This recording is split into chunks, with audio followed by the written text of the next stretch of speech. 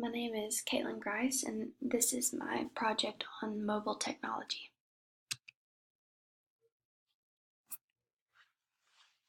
What is mobile technology? Mobile technology is exactly what the name indicates. It's the technology that is portable. It refers to any device or form of technology that you can carry with you to perform a wide variety of tasks. Examples include laptops, tablets, netbooks, computers, smartphones, GPS devices, and wireless debit or credit card payment terminals.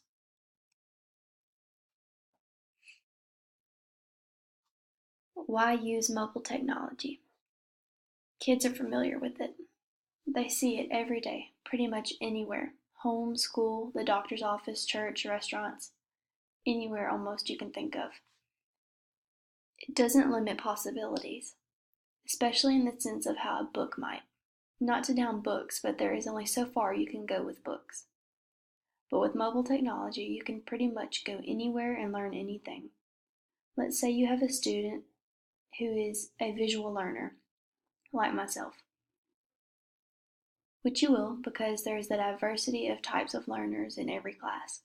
So you are studying something on a type of festival or animal or something of that nature. They may need to pull those words and relate them to a picture to be able to learn. So allowing them to research this thing you are studying and learn a variety of things about it and relate it back to a picture may be how they learn it instead of limiting it to just words in a book. The next thing is it excites kids. If you tell a student to pull out a textbook or almost any type of book, paper, or notebook, you are pretty much going to get the same response every time. That sigh of, oh man. But if you tell a student to get out their iPad or Chromebook, they're rushing to do what you have just asked of them. I see it all the time working in a school. It just excites them. Some teachers even use it to keep students motivated for good behavior and participating in other classroom activities. They can do this because kids love it and it excites them. It's going to be in the classroom either way. This is more common in upper grade level classes. The older students get, the more likely it is that they will have cell phones or laptops, and most likely they have it with them most of the time, including in classrooms.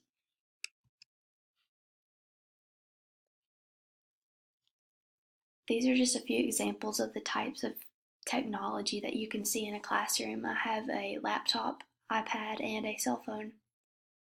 The most common one is an iPad or a cell phone, but here recently, most classrooms are actually getting Chromebooks in their classrooms for students to use.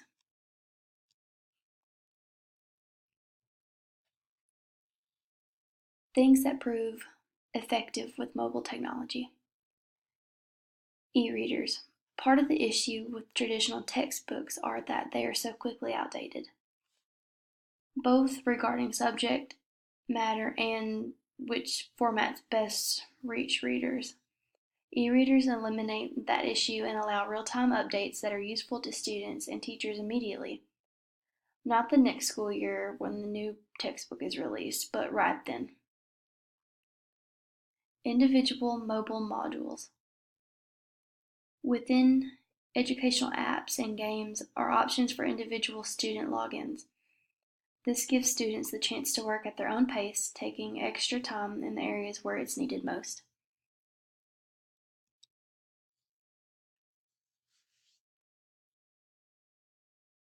Text response programs. These are websites that allow teachers to send homework or test questions to students via text, then ask for responses. In a more interactive approach to learning, this is what you could do. Most of the programs that facilitate this technology allow for real-time feedback on the answers, allowing students to learn from mistakes and put it in all context in the moment.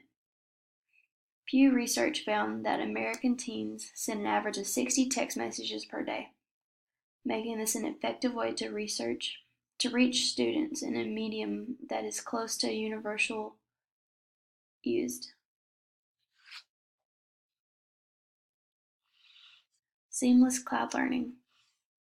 Using mobile technology that is connected to the cloud means that students can transition from working in the classroom to working at home or anywhere else as easily as just in the classroom. As long as they have access to a phone, tablet, or computer, this saves time and improves organizational skills for students.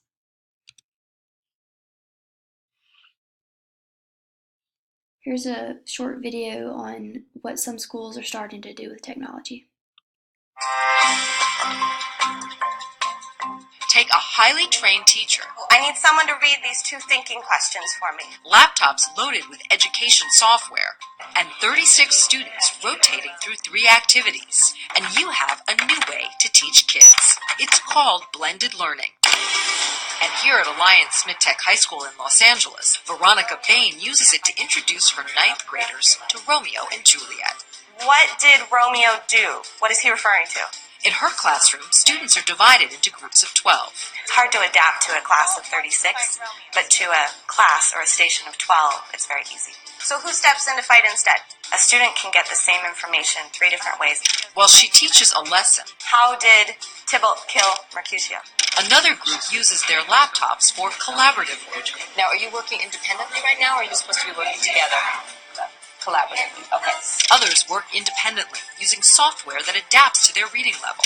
Once you start getting better and start accelerating more, then the articles get bigger. You start going into bigger grades, and the articles are more complex now, and the questions are more complex, and it really helps you become a better reader.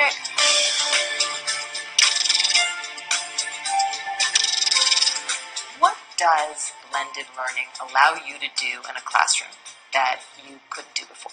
With this model, it forces you as a teacher to structure your classroom in such a way that no kid falls by the wayside.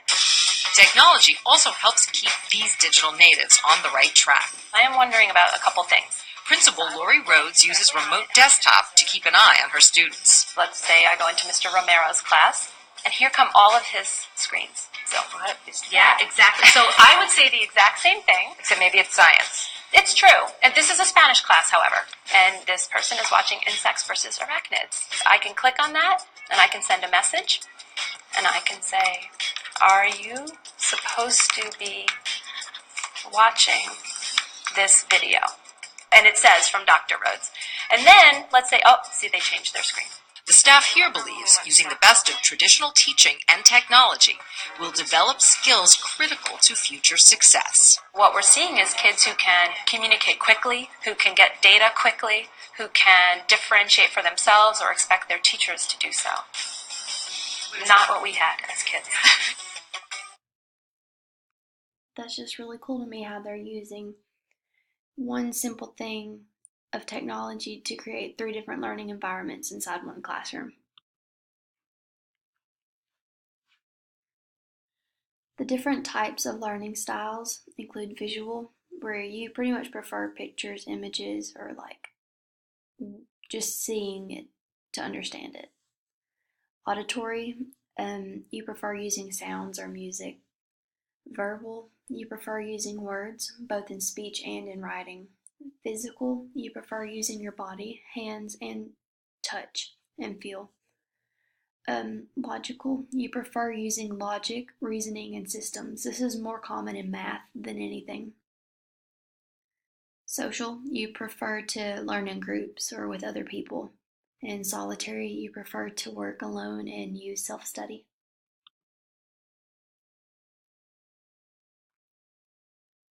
How are these types of mobile technology met? Visual, when using mobile technology, your view of something, you get to actually see it. You get to watch something and learn it. You get to see how things are made just by researching it. It would not be hard for a student to watch something on a Chromebook or iPad to learn in a classroom. Auditory, most of the time teachers will ask students to plug in their headphones to hear what they need if they need to hear it. All mobile devices have a place to plug in headphones that I know of. Verbally is not hard either. Take Rosetta Stone, for example. When on there learning a new language, you have to speak into a mic and it'll pick up the word you say and give you feedback on it. Rosetta Stone can be done on laptops and iPads.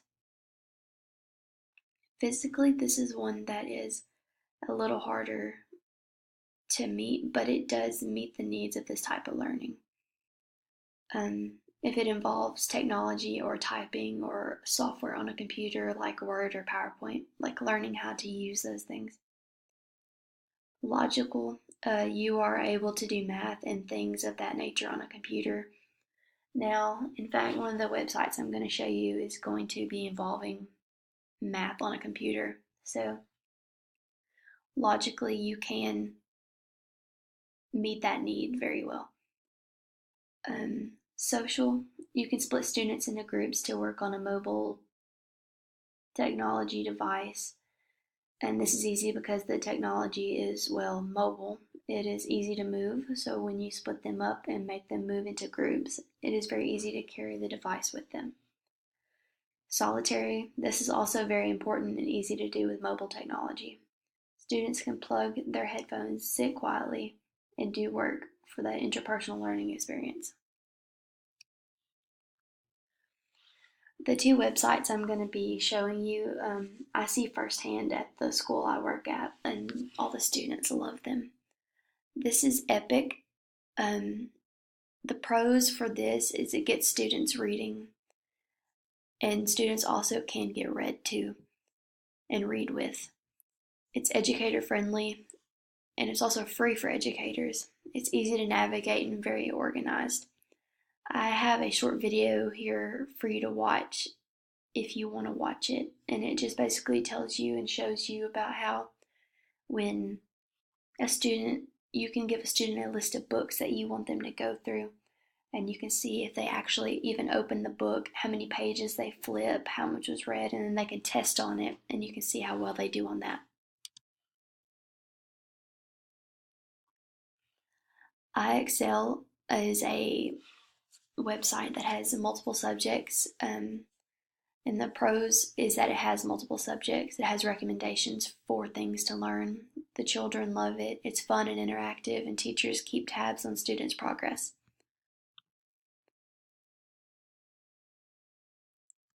This is iExcel. I'm just going to show you a quick little thing. I'm going to go to second grade, and I'm going to show you one of the math things they do. This is multiplication for second grade, and this is how they start out learning it. There are blank groups of dots. There are 3 groups of dots, and there are blank dots in each group. There are 3 dots in each group. And then it tells them good work, and it sends them to the next one.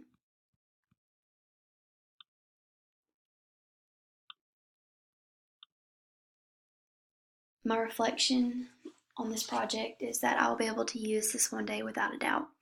There are so many useful ways to use mobile technology in the classroom, as you've seen, and I really can't wait to use this one day in my classroom, because I know I will, and by the time I'm a teacher, there's no telling what else there will be for me to use.